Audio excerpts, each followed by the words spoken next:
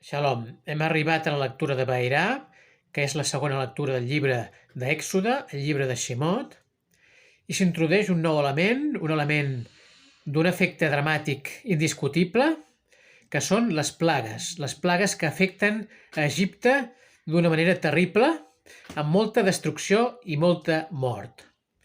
Evidentment, aquestes plagues comporten pel poble d'Israel un alliberament, una redenció com a resultat. Però en aquesta lliçó ens centrarem en l'efecte que tenen les plagues sobre Egipte. En concret, un element particular dur especialment, que és el de la mort. La mort afecta al llarg de tota aquesta lectura de Vairà sobre les bèsties especialment i les plantes, i a la lectura de Bo, la lectura de la setmana que ve, afecta sobre els primogènits, amb la mort dels primogènits. Aleshores ens preguntarem, fins i tot la mort del primogènit pot ser que tingui algun element positiu? Veurem que sí. Analitzem-ho amb una mica de detall.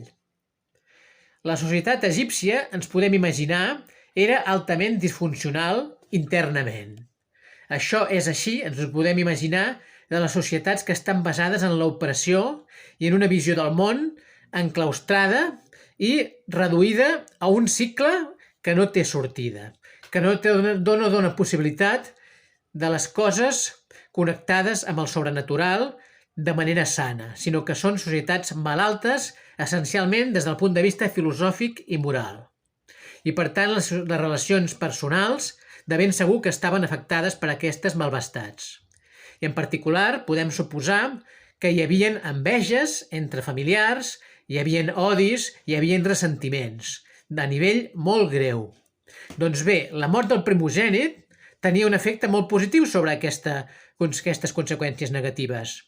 I és que va provocar un distanciament, una separació temporal entre els primogènits i les seves famílies que va permetre que aquestes dificultats de relació s'anessin suturant amb el temps, s'anessin tancant amb el temps.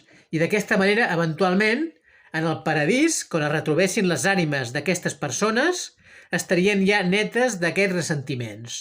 I raó de més encara a la vida futura, al món futur, a la vida eterna, on ja totes aquestes dificultats de relació estarien purgades. I també més enllà d'això, aquestes persones que s'havien relacionat amb els jueus també haurien pogut netejar, haurien pogut fer purga de les seves característiques de caràcter negatives i de les seves faltes i els seus pecats comesos en contra dels jueus per després, a la vida futura, retrobar-se amb els jueus d'una manera ja sana i corregida i rectificada, de manera que per pràcticament tots els pobles de la humanitat s'arribi a una vida eterna on hi hagi harmonia entre tots els pobles i juntament amb el poble d'Israel, que és el poble que ha estirat la corda de tot el procés històric. Així doncs, fins i tot la mort veiem que té conseqüències algunes positives i Déu, si l'ha dissenyat i l'ha creat perquè existeixi la mort, és per algun motiu clar i és per al bé futur. Shalom.